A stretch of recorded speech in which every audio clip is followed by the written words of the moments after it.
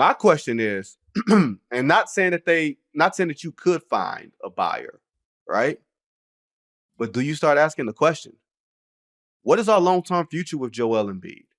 After he won MVP, his value was never higher.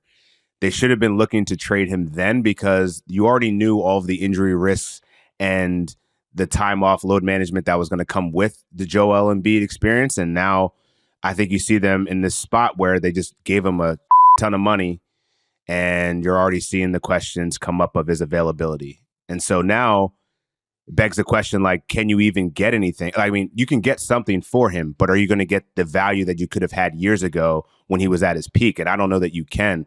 So right now, like, what teams can actively trade for him? You know, we're looking at teams with cap space because with the new tax aprons, no one's just going to want to sign up for a 31-year-old that's going to be paid through 2029. Like, that just looks ugly on the books. I'm going to read it off for people who don't know. He's making 51 this year, 55 next year, right around 58 and 27, right around 63 and 28, and a player option, which I'm sure he is going to pick up for $67 million in 28-29 when he will be, what, 36? He ain't making it, bro. 30? Oh, he better make it. He want that money. He better make it. He better drag whatever body parts work out there to go collect that money. And it's we joke and we laugh about it, but he's not going to be a what if story, right? I don't think, Titus, because we got a chance to see what the best of Joel Embiid looked like. We just didn't see it long, and we also didn't see him rise up in a playoff situation and carry his team further beyond what the team should have been. Like, that's going to be the basketball tragedy that is Joel Embiid. We're going to look at that Kawhi Leonard play.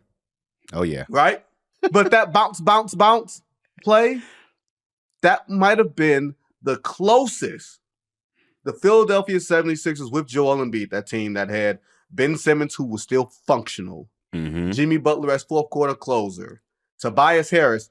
I mean, yeah, you had Brett Brown as your coach, which might have been the thing that prevented you from actually going anywhere. You know what I mean? But that might have very well been the closest. Either that or the Trae Young Atlanta Hawks series where Ben Simmons refused to dunk.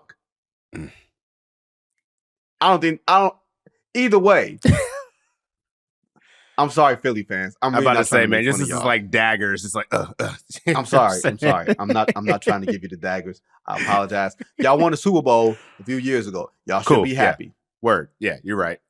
But I wonder, in this new luxury tax punitive world, granted, you're going to have another salary cap jump over the next couple of years because of the TV money coming in and everything else because of the media rights deal, where before a $40 million deal may feel like a $25 million deal, you know, all in all. But who's going to want to take on the risk of Joel Embiid, and then you have to match the money, and then you may have to throw in the draft picks and everything else. Like, this is just not going to feel good on the back end of it. And you have built this team with Paul George, with Tyrese Maxey, with all the other guys. You built that team for this year, and now you have to pay for the back end of Paul George as he ages into 37, 38, 39. Like, this is just going to look ugly